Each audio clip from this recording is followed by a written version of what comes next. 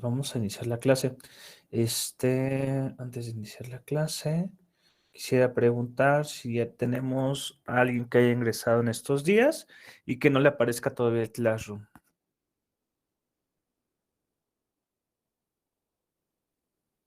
¿No? A todos les aparecen en el Classroom, están en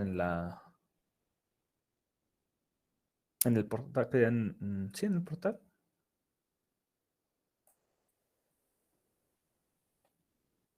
Bien, bueno.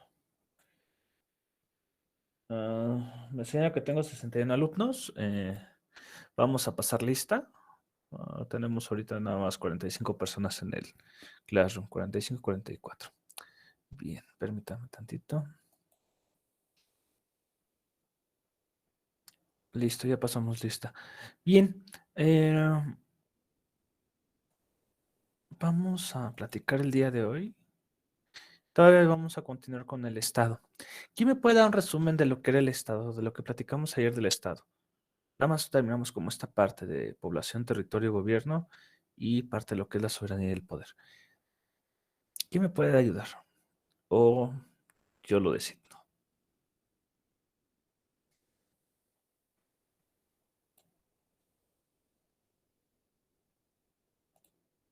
¿Nadie? Isaac y luego Erendira, adelante. El Estado era la conjunción de población, territorio y gobierno que se regula a sí misma a través de su soberanía. Muy bien. Muchas gracias, Isaac. ¿Y Erendira?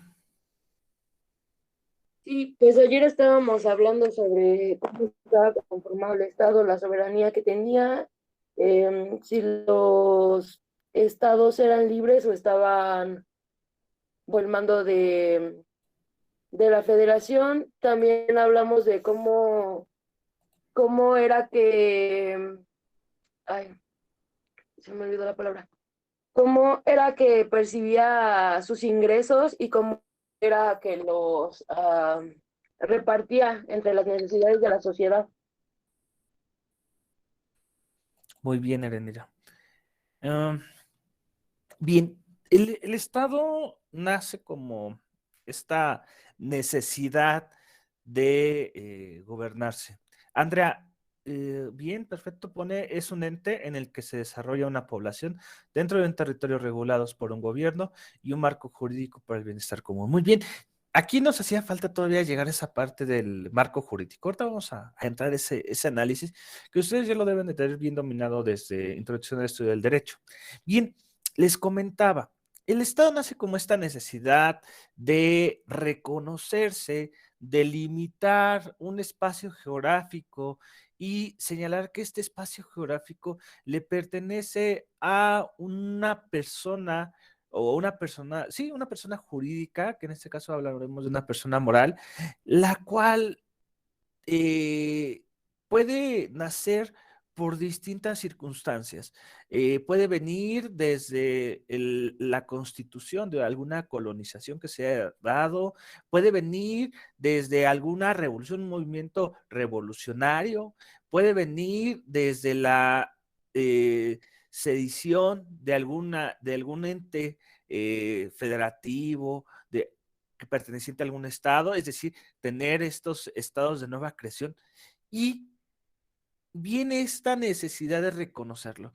Para que un estado pueda ser reconocido y tenga esta personalidad jurídica, ¿qué se necesita?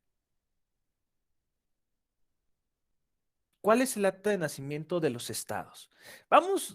Miren, no me gusta utilizar la palabra estado moderno, pero vamos a usar esta palabra. El estado moderno, ¿qué necesita para ser reconocido como un ente jurídico? Isaac, adelante.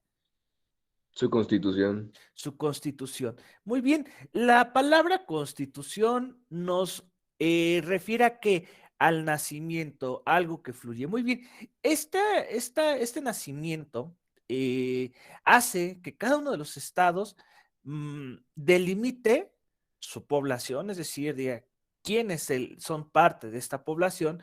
Es decir, nuestra constitución sí delimita a su población, ¿sí o no? ¿Ustedes qué piensan? Isaac, adelante. Pues sí marca la pauta de aquellos que son mexicanos por derecho de sangre o por derecho de suelo. Muy bien. Y también marcará aquellos sujetos cuando son extranjeros. ¿Sí los marca o no los marca? ¿Qué piensan ustedes?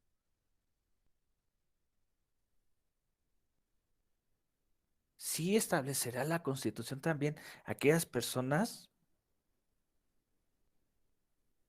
Isaac, adelante. Pues marca quiénes son extranjeros y quiénes son candidatos para obtener la ciudadanía, Muy bien. que son aquellos Entonces, que se casan. Bueno, perdón, Isaac, adelante, adelante, ¿eh? no, ya había terminado. Ah, muy bien.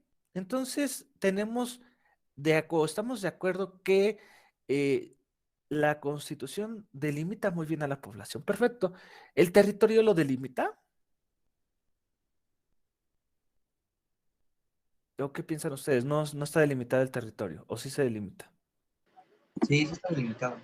Muy bien, establece tanto las costas como el territorio nacional que comprende. eh, También establece aquellas en las cuales será una extensión del territorio en otros países. ¿Sí? Muy bien. Ahora, viene otra pregunta. ¿Establece el gobierno?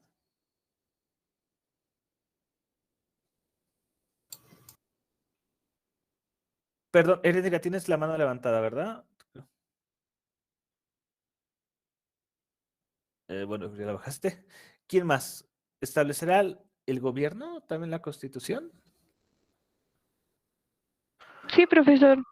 Muy bien. Tenemos esta parte donde hace la división de los poderes, ¿no? Y genera competencias. ¿A qué se va a encargar cada uno de estos poderes?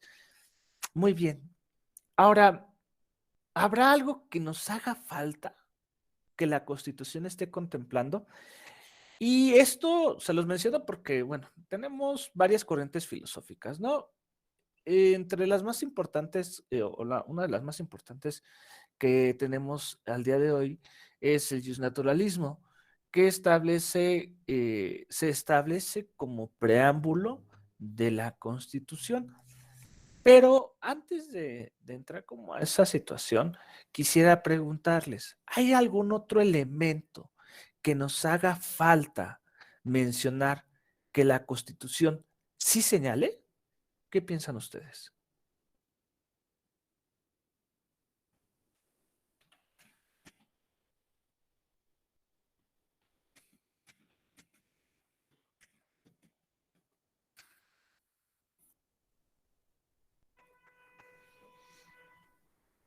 La soberanía del Estado, ya lo habíamos mencionado, que está en el artículo 39, muy bien. Esta soberanía nos hacía, cuando lo platicábamos el día de ayer, nos hace que el Estado pueda autodeterminarse. Es decir, que no llegue a Estados Unidos y diga, a ver, México, vas a hacer esto, sino que México decida si lo hace o no lo hace. Eso es en el deber ser, ¿no? Porque cada constitución le permite eso a los estados. ¿Sale? Tendríamos esa parte de respetar, o más bien que cada estado respete a los demás estados bajo sus propias determinaciones. Muy bien. Pero viene también algo que establece el artículo 133 constitucional, el artículo primero constitucional, que es algo que yo quiero que vayamos como delimitando, porque esto nos va a ayudar a nivel internacional cuando veamos los procedimientos para evitar la doble tributación, nos va a ayudar a entender por qué otro estado puede determinar que una persona física o moral, es decir, un contribuyente, pague sus impuestos en otro estado o en el que está residiendo, está como residente. Muy bien. ¿Qué nos establece este artículo 133 constitucional? ¿Qué nos establece el artículo primero constitucional? ¿Qué me dicen ustedes? Obviamente, esto ya hablando de una situación meramente, este, No, si quieren verlo a través del justnaturalismo. Porque la otra situación es un mero reconocimiento. ¿Pero qué establece? A ver, ¿quién me dice? Es muy fácil. Artículo 133 mencionó. Ajá, y el primero constitucional. ¿Qué relación tienen? A ver, platíquenme.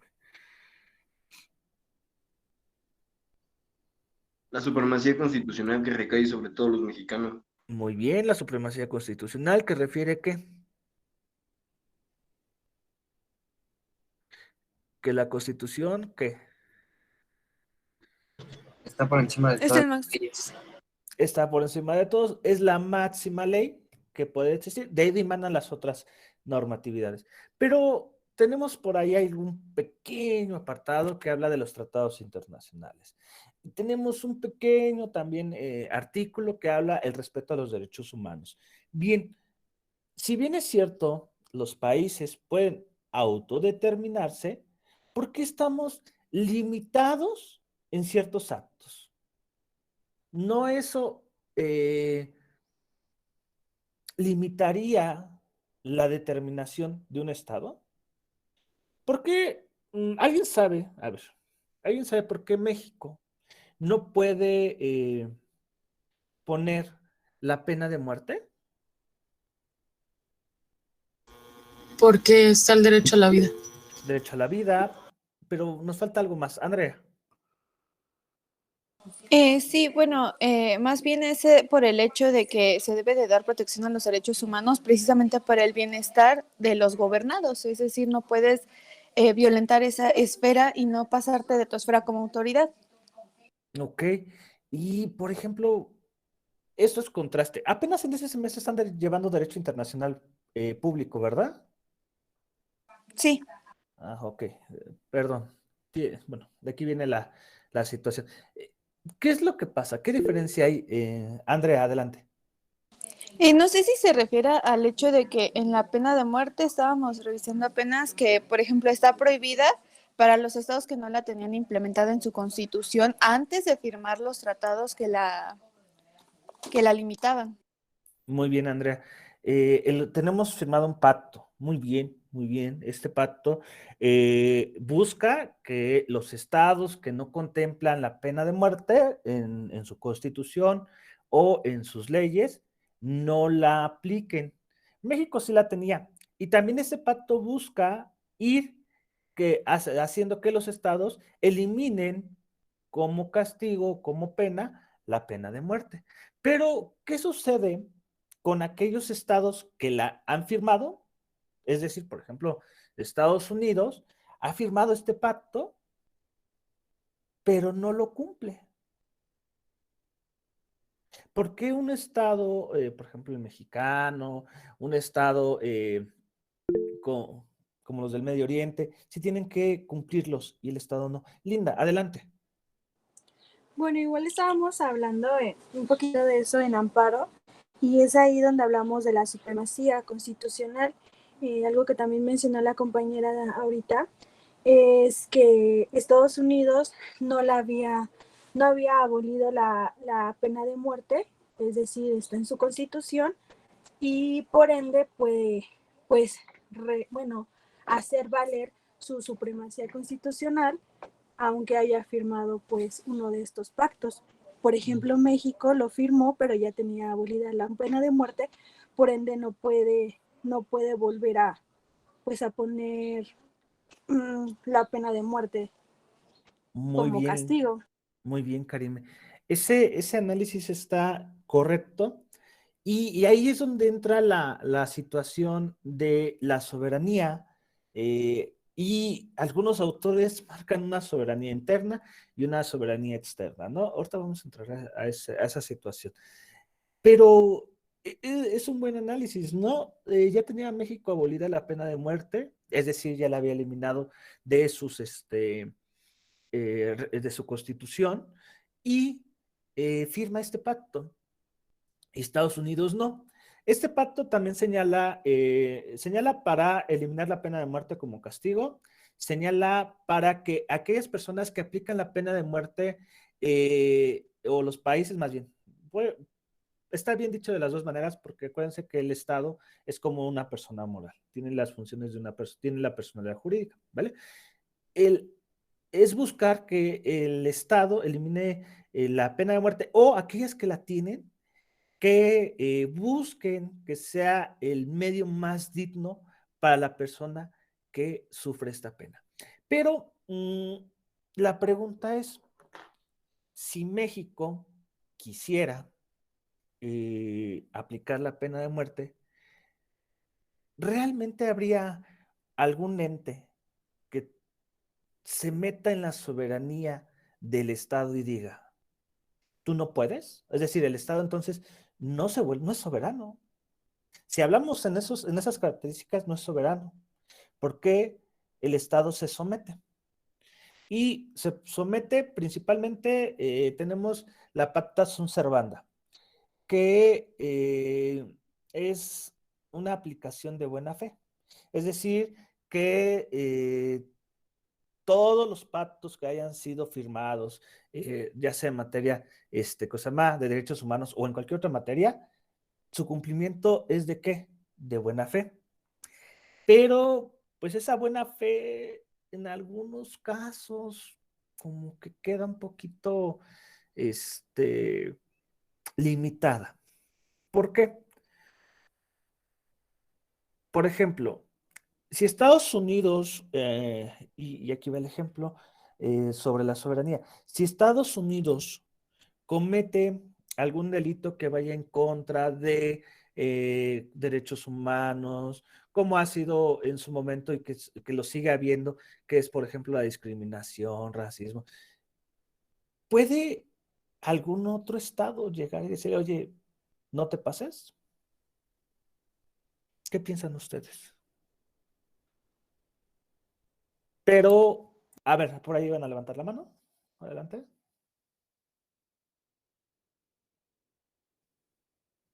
¿No? Erendira, adelante. Sí, profe. Pues también lo estábamos viendo en Derecho Internacional, igual, de igual forma lo mencionábamos, que pues sí, los países se podrían proclamar, pero igual pues no está obligado a hacer caso, pero lo que sí sucede es que entonces hay una sanción para él de los países con los que tiene el tratado. Muy bien, las sanciones que hay realmente son simbólicas porque no es como que llego y al Estado te digo, no hagas esto. La realidad es que tenemos, por ejemplo, sanciones de derechos humanos y hay veces que el Estado pues los tiene que cumplir porque si no queda mal frente a la comunidad internacional y al quedar mal frente a la comunidad internacional vienen esas sanciones simbólicas que les he comentado. ¿Cuáles son? Pues una de ellas es lo que le pasó a Cuba, ¿no? Que es un bloqueo de tipo ¿qué? Económico. ¿Qué significa esto? Que le dices a los demás estados, no quiero que comercies contra el Estado. Y el Estado se encuentra aislado, lo dejan aislado. Muy bien, pero fuera de esas sanciones, ¿qué creen? Existen otras peculiaridades muy fuertes. Cuando hablan de los llamados estados fallidos, que, por ejemplo, lo que pasó en Medio Oriente, que pasa comúnmente que Estados Unidos va y dice, recupero tu estado, pero meto, cosa llama el ejército o las medidas de mantenimiento para la paz que están por las organizaciones de las Naciones Unidas. Perdón, la Organización de las Naciones Unidas. Entonces, el tema de soberanía es muy complicado y en cuestión económica aún más. ¿Por qué? Porque en cuestión económica nosotros nos vamos a dar cuenta cuando hablemos de la residencia, cuando hablemos de las personas que tienen sus giros comerciales en diferentes estados y va a cambiar mucho la situación si este estado tiene algún tratado internacional firmado o no lo tiene. Entonces, vamos, tanto el primero constitucional como el 133 nos va a hablar de una cuestión de los tratados internacionales y su aplicabilidad. Entonces, esta última parte es el Estado es la relación que tiene con los demás estados. Es importante esto. Es cómo se va a generar esta relación comercial, política, social, geopolítica. Es decir, cómo el Estado va a verse o va a enfrentarse a los demás estados. Muy bien, muy bien. Bien. Vamos a platicar ya para culminar esta parte del Estado y entrar a platicar un poquito de lo que es el temario. Con la cuestión del derecho, que ya hemos estado platicando, que hablamos de una cuestión positivista y el fin común, ¿sale? Estos dos van a encontrarse directamente en la Constitución, ¿vale? Pero el fin común va a tener una característica importante, fin o bien común. Vamos a nombrar dos cuestiones, el interés público y el orden público, ¿vale? Pero vamos a empezar con el derecho. Lo pusieron como un elemento del Estado. El Estado sin el derecho no puede existir. ¿Por qué? A pesar de que el derecho sea un elemento subjetivo, ¿por qué subjetivo? ¿Alguien me dice? Y no es objetivo, ¿no? Como la población, como el territorio, como el gobierno, que pueden verse territorio de forma geográfica, la población a las personas, igual el gobierno está destinado a las personas. Pero el derecho, ¿por qué lo tenemos como una situación subjetiva? ¿Quién me dice? ¿Guillermo?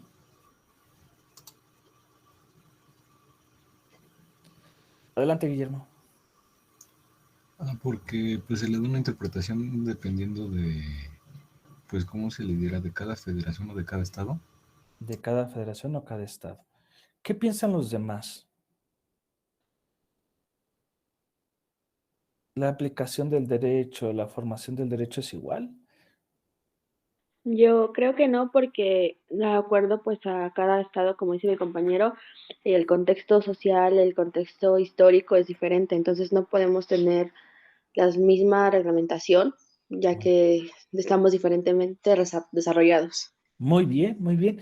Podemos tener nosotros normatividad jurídica que para nosotros sea normal y para otro estado esa normatividad jurídica que será diferente, ¿no? Que pueda ser diferenciada, es decir, desde alguna cuestión mínima como las sanciones que pueda haber al cruzar una calle, al tirar basura, a una situación de, por ejemplo, en el cual una persona puede privarse de la vida de forma legal y permitida por el Estado, ¿no?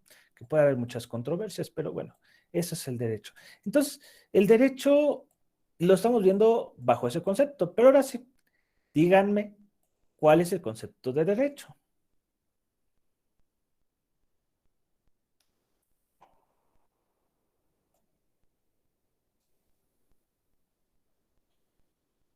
Ya, eso se lo saben desde Introducción al Estudio del Derecho. Ahí sí no me pueden decir que es algo que no conozcan. ¿Quién? Isaac, adelante. Es el conjunto de normas jurídicas que regula una sociedad en un territorio determinado. Muy bien. Litsi, adelante. Es el conjunto de normas jurídicas que regulan la conducta del ser humano en sociedad. Muy bien. Vamos a ir eliminando algunas categorías que por obvias razones han sido cambiadas por nuestro derecho. Primero, ¿cuáles son estas razones? El conjunto de normas jurídicas. ¿Sigue habiendo un conjunto de normas jurídicas? Sí, no ha cambiado eso. Que regulan al ser humano en sociedad. ¿Siguen regulando al ser humano como tal? ¿O qué cambió de ese concepto, esa categoría? El derecho lo va a dimanar, es decir, este concepto de derecho lo va a dimanar la Constitución. Les dije que estos dos vienen de la Constitución. Entonces, la Constitución es ese conjunto de normas jurídicas que nació para regular ¿a quién? Si bien es cierto el Estado, pero el Estado, ¿qué creen? No solamente tiene ese concepto de Estado, el Estado tiene otra característica. Entonces, el Estado no es humano, ¿vale? ¿A quién regula? ¿A las personas? A las personas. Muy bien. Entonces, este concepto de derecho que teníamos del ser humano, lo vamos a modificar para hablar de personas. Cuando hablamos de personas, nos referimos tanto a personas de qué y qué. Físicas o morales. Físicas y morales o morales. Muy bien. Aquí en esto también les quiero quedar como un poquito claro. Dice el artículo primero constitucional que todas las personas serán sujetas de los derechos humanos, ¿vale? Y se les será respetado. Aquí nos preguntaríamos, ¿una persona moral tendrá derechos humanos? Obviamente sí. A ver, Andrea, adelante.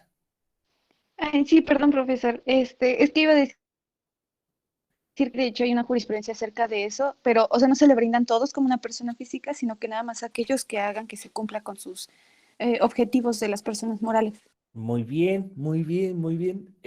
Puede resultar en muchas cosas, desde la libertad de expresión, que puede ser un derecho de una persona moral, pero tienes razón, las personas morales no pueden tener todos los derechos humanos por las mismas características, pero sí algunos de ellos, y como bien dijiste, hay jurisprudencia. Entonces, es eso, las personas, de manera general, tienen derechos humanos. Por eso habla más allá del cosa más regular al ser humano o al hombre en sociedad. No, ya cambiamos ese concepto. Entonces, es el conjunto de normas jurídicas que regulan la conducta de las personas. ¿Seguiremos teniendo el mismo concepto de sociedad o habrá cambiado? ¿Qué piensan ustedes?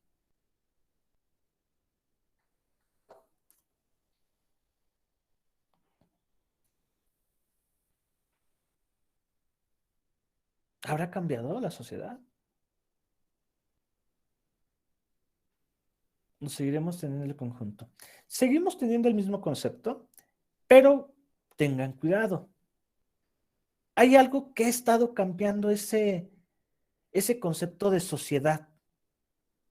La relación de la sociedad que nosotros conocemos es muchas veces fuera de el marco de las redes sociales, del Internet.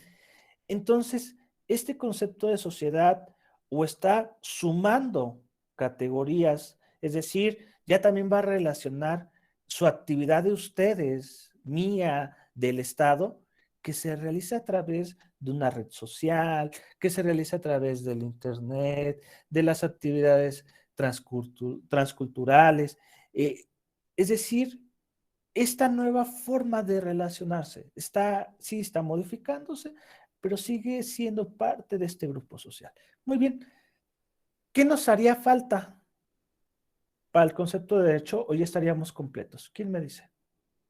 No se les olvide este concepto porque cuando veamos el concepto de derecho financiero, seguimos utilizando las mismas categorías, ¿vale? No se olviden, por favor. Cuando lleguemos al derecho fiscal, también seguimos usando las mismas categorías. Ojo, hay conceptos de derecho que van a decir, es la rama del derecho público, es la rama del derecho privado, es la rama del derecho social. ¿Esto de qué depende? Bueno, del estudio o la corriente filosófica en la que estudian al derecho. El derecho, algunas personas lo consideran que es único, no puedes dividirlo. Otras personas, otros teóricos, lo consideran que sí existen dos tipos de derecho y que, por ejemplo, el derecho social no existe, que el derecho social o pertenece al derecho público o pertenece al derecho privado, dependiendo en el lugar en el que se encuentre. Entonces, hay que tener cuidado cuando demos el concepto.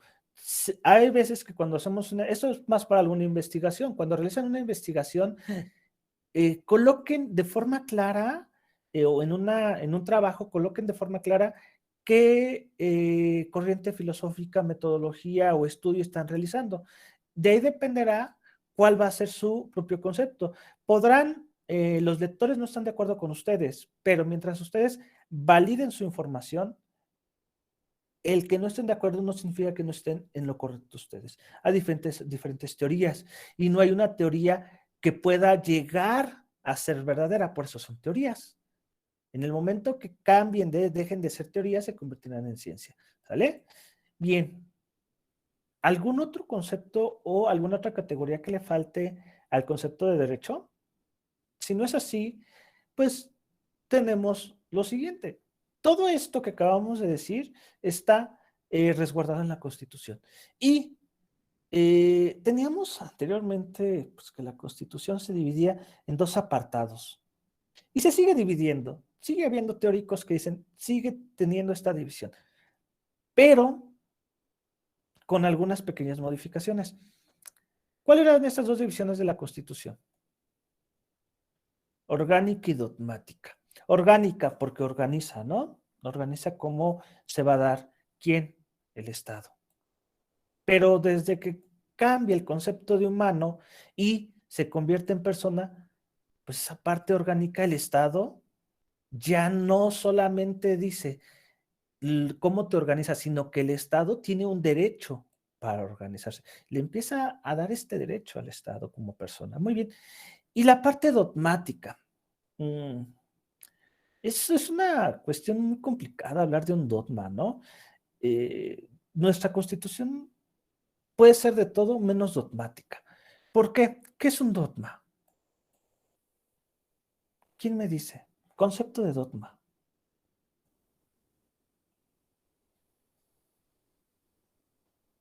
¿Es como una religión? Bueno, como una creencia. Bueno, si nos vamos a eso puede ser una creencia, pero Isaac, adelante. Es un principio que se considera pétreo, irrefutable o inmutable, que se queda tal y como es. Muy bien. Aquí va. Como bien lo dijo Isaac, es un principio, pero vamos a leer qué es. Dice que el dogma es una doctrina o un sistema de pensamiento que se tiene por cierto y que no puede ponerse en duda dentro de su sistema. Lamentablemente, nuestra Constitución no tiene nada de dogmático. ¿Por qué? ¿Por qué se imaginan?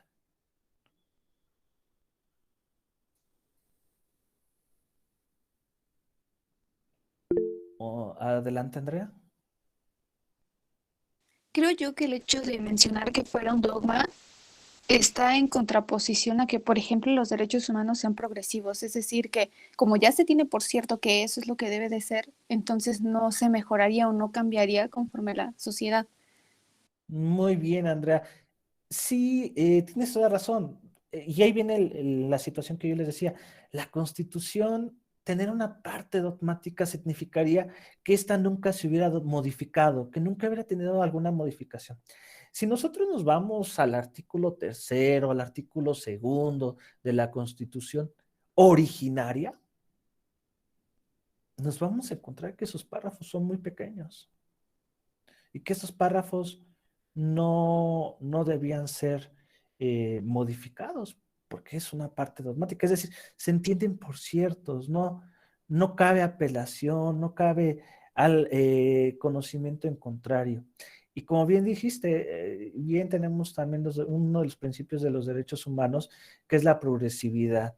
Es mientras más reconocimiento o más aumento de los derechos humanos se tenga, menos se podrá retroceder en el reconocimiento de estos. Muy bien, es fácil conocerlo.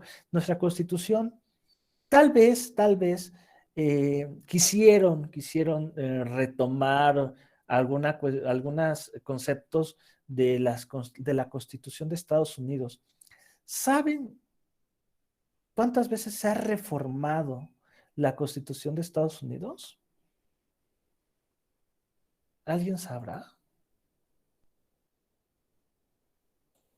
Es que ellos se manejan diferente, ¿no, profesor? Ellos se Muy manejan bien. por un sistema de precedentes y con eso no modifican tanto su constitución, sino que nada más retoman esos antecedentes.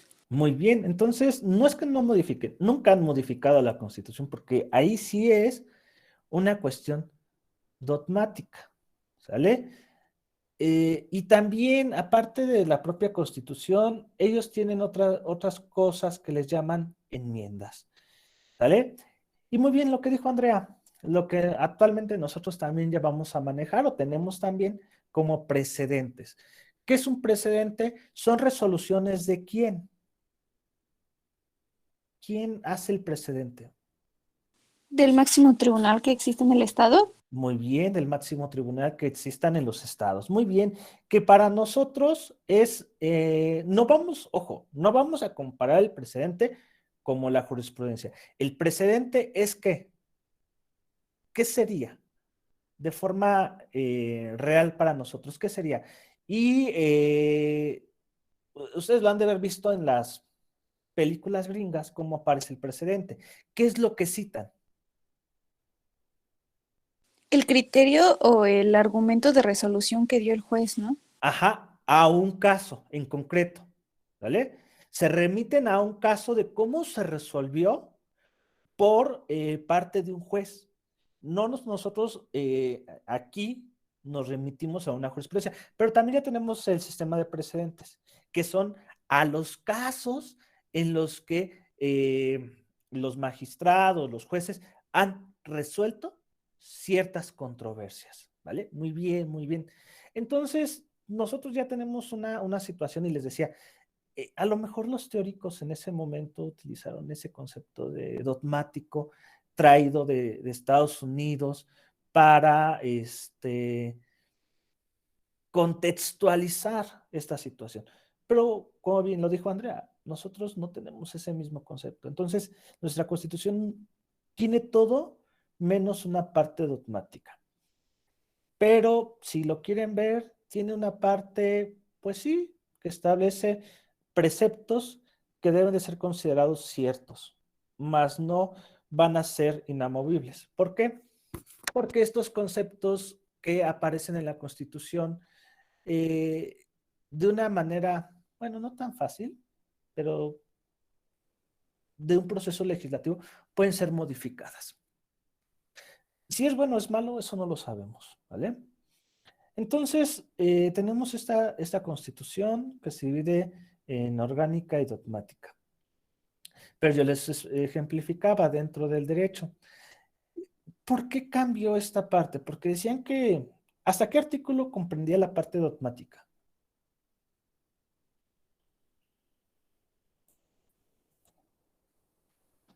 Hasta el 29. Muy bien. Hasta el 29. Que el 29 establecería o sigue estableciendo en qué momento se van a, los derechos humanos van a ser limitados, o sea, se van a poder limitar. Y vienen varios supuestos. A ver. ¿Y ahora por qué creen que no pasa eso? Cambia un poquito. Ya no es hasta el 29, ya no podemos considerar que la parte de los criterios aparezca hasta el 29. Por la propia modificación del artículo primero, ya la Constitución en mi interpretación, y eso lo dejo claro que es en mi interpretación, se constituye en una sola norma, es decir, una norma que depende, es decir, depende de los primeros artículos para que se cumplan los últimos artículos, es decir, una constitución relacionada, no separada para organización. Es decir, yo no puedo organizarme si no existiera la distribución a lo mejor de la tierra. Yo no puedo establecer en las competencias, los impuestos, si no sé qué es lo que se puede o no se puede explotar, qué es lo que se considera como propiedad o no se considera como propiedad. Yo no puedo dar una concesión si no sé qué es lo que el Estado tiene derecho como persona para poder explotar, para poder realizar. Y el Estado, ¿en qué casos va a poder concesionar esa actividad que realiza como persona? Entonces, pasa esto, pasa esta parte. Anteriormente, pues sí, hablábamos de una persona humana y distinguíamos muy separadamente sobre estos derechos. Ahora ya no. Ahora toda la Constitución tiene que estar íntimamente relacionada, tiene que tener, cosa más, ser integral, ¿vale? Eso es la pequeña diferencia, pero yo se los dejo al criterio. Sigue habiendo parte orgánica, parte dogmática por algunos teóricos. Se modifica, sí, se llega a modificar, y a partir del 2011, cuando aparece esta protección a las personas, pues también el Estado como persona se protege. Entonces, también aumenta toda esta correlación que hemos estado platicando. Bien, se me olvidaba, no solamente es hasta el 29, hay un artículo más que en la dogmática lo mencionaban, es una protección de los llamados derechos sociales, que no únicamente está en ese artículo, está en otros más, pero del 1 al 29, pero también ese artículo es importante. ¿Cuál es? Para que no se les olvide también, lo tengan presente. El 123, profesor. El 123 constitucional, que establece que, de manera general, ¿qué es? Derechos laborales. Derechos laborales, muy bien. Para los trabajadores de la iniciativa que privada, y los trabajadores de quién? Del Estado. Del Del Estado. Estado. Muy bien, muy bien, muy bien. Perfecto. Bien, ya nada más quiero esta última parte de fin común. Y esto, ahorita cuando ya en la próxima clase que ya entremos al estudio de la hacienda pública como tal, veremos por qué es tan necesario entender al Estado. El fin común. ¿Qué es el fin común? Y yo les decía, tenemos orden público y tenemos interés público. Pero antes de entrar a eso, ¿qué es el fin común?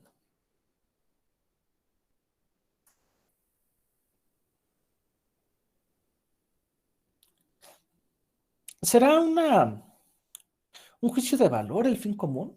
¿Qué piensan ustedes? ¿Qué son los juicios de valor? Pues son juicios que pueden ser ciertos o falsos y que son apreciaciones que nosotros tenemos y que le damos un sustento. Podemos mencionar los juicios de valor como lo menciona Immanuel Kant, como un concepto a priori, es decir, algo que alguien determinó que era así y que todos le dieron la certeza que debería de ser así. Es decir, tenemos...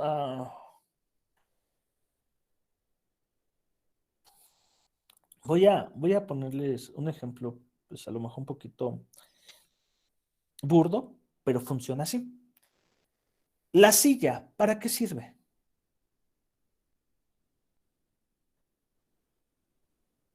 ¿Para qué sirve la silla? Para sentarse. Para sentarse. Y una silla, aquí y en cualquier otra parte del mundo, ¿servirá para sentarse? Su función principal sí es para sentarse. Muy bien, Kevin. Su función, y ahí lo marcaste bien, su función principal. Entonces es un concepto a priori, ¿no? Que si nosotros hablamos de la palabra silla o del objeto silla, es para sentarse. Entonces, eso es un juicio de valor. Pero pónganle a alguien que nunca haya utilizado una silla. ¿Quién sabe si pueda darle ese juicio de valor a la silla? ¿Vale? ¿Por qué? Porque vuelvo a lo mismo. Igual que el derecho, se vuelve el fin común un poquito subjetivo. ¿Vale? No va a ser similar en todos los contextos. Debiera, pero no es similar. ¿Por qué? Porque el fin común depende de una forma de gobierno y también va a depender de estas políticas que se tengan. ¿Como cuáles? Muy sencillo. Si hablamos del socialismo y el neoliberalismo, ¿tendrán el mismo fin común? Sí tendrán una constitución, podrán tener su población, pero ¿será el mismo fin común? ¿Qué piensan ustedes?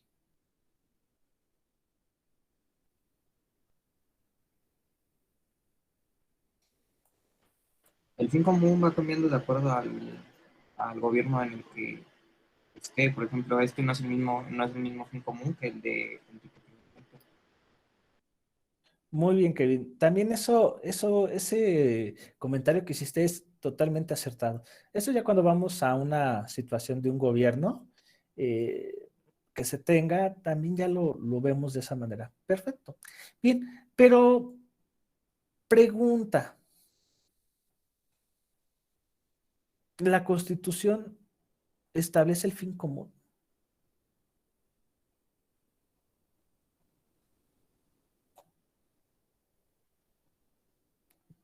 Yo puedo darles el concepto que decía Burgoa, el concepto que dice la Constitución de Estados Unidos, del fin común. Y que al fin de cuentas, Burgoa, como un constitucionalista ya consumado, señala, el fin de la Constitución es este. Pero quisiera yo preguntarles a ustedes, ¿cuál es el fin común? Y por eso yo les decía, para entender el fin común de la Constitución existen dos elementos, orden público e interés público. Platíquenme sobre esto. Primero díganme, ¿hay un fin común en la Constitución, sí o no?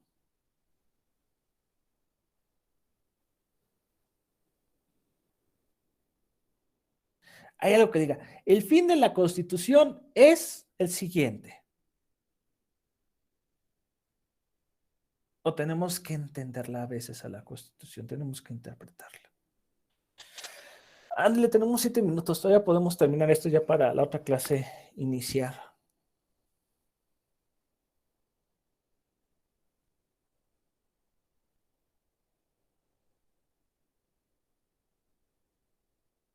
Se tiene que interpretar en ocasiones. Sí, la mayoría de las leyes no son perfectas, son perfectibles, las hacen los humanos. Todo lo humano es perfectible. Y da lugar a esa interpretación. Muy bien, Andrea. Algo que yo les comentaría, y obviamente lo que dice Burgoa, y también remitiéndome otra vez a la Constitución de Estados Unidos, en finalidad una Constitución, pues no sería crear el Estado, realmente, pues no. O sea, ¿para qué ustedes como personas quisieran crear un Estado, no? Mm, espero que en sus materias de deontología les hayan dejado leer lo que era la utopía o la ciudad de Dios. Estos eran gobiernos perfectos, ¿no? Que a veces no había necesidad que existiera el derecho, que no había necesidad de delimitar quién era la población, el territorio, o que no había necesidad de que existiera un gobernante, porque todos trabajan para todos. Una pequeña utopía, una pequeña ciudad de Dios. Pues realmente yo les preguntaría, y ahora si no ubicamos a lo mejor ese concepto de fin común, para ustedes, ¿cuál sería el fin común? ¿Qué buscan? ¿Ustedes qué pedirían como fin común? Como parte del Estado mexicano. Erendir, adelante. Sí, se supondría que el fin común como del Estado mexicano en realidad tendría que ser el bienestar de la población en general, ¿no? Tendría que ser llegar justamente como usted lo dice, a esa utopía donde todo el mundo es feliz, donde todo el mundo disfruta lo que hace, donde todo el mundo tiene salud, bienestar, como se vislumbraba en estos libros. Muy Se bien, supondría que ese tendría que ser el fin al que tendríamos que llegar. muy bien, Erendir. Y ese bienestar, esa estabilidad, ¿cómo se llega? ¿Qué es lo que siempre le criticamos al Estado? Que no hay seguridad. ¿Qué le criticamos al Estado? Que no hay economía, que no hay trabajo, que no hay vivienda, que no hay un medio ambiente para vivir, que no hay igualdad. Todo esto que les acabo de mencionar, y como bien lo mencionó Heréndira, que entra dentro del fin común, que el Estado, el gobierno, es el que va a buscar que el territorio tenga poder adquisitivo, que no tenga deudas, a nivel interno o a nivel internacional, que el Estado prevea las importaciones, exportaciones, que el Estado cuide a sus contribuyentes. A eso le vamos a llamar PIN común. Esa parte que mencionó Heréndira, el bienestar de las personas. ¿Cómo logramos el bienestar de las personas? Pues ya lo hemos platicado. ¿Qué es lo que le criticamos al Estado? Ah, tenemos desigualdad, dame igualdad. ¿Dónde está la igualdad? Pues en la aplicación del derecho de la Constitución. Ah, hay muertos, dame seguridad. Ah, el Estado me está realizando cuestiones o está yendo en contra de mis derechos. Garantízame mis derechos. Y para esto tenemos estos dos conceptos que les acabo de mencionar: el interés público y el orden público. ¿Sale? ¿Qué es el interés público?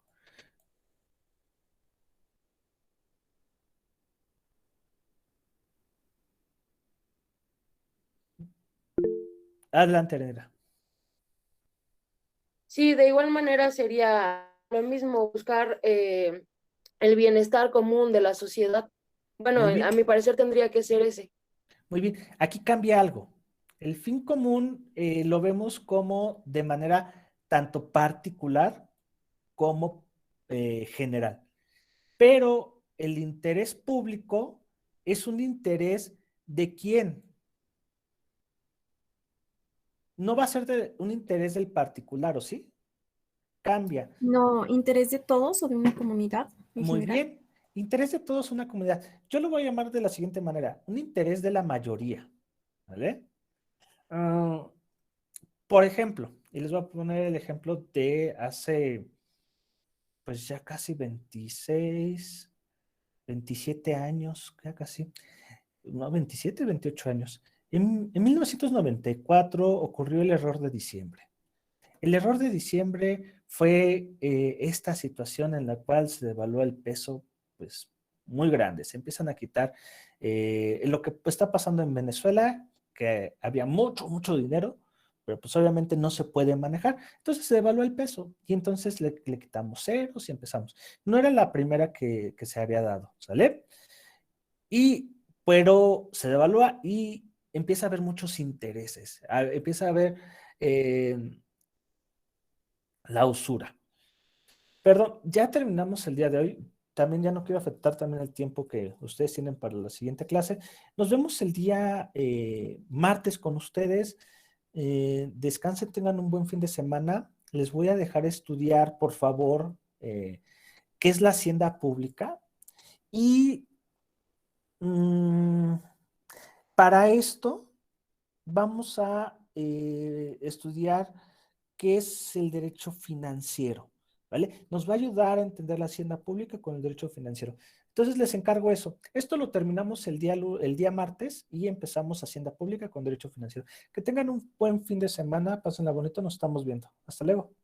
Gracias, profesor. Gracias, profesor. Gracias, profesor. Hasta luego. Gracias, hasta luego. Gracias, profesor. Hasta luego.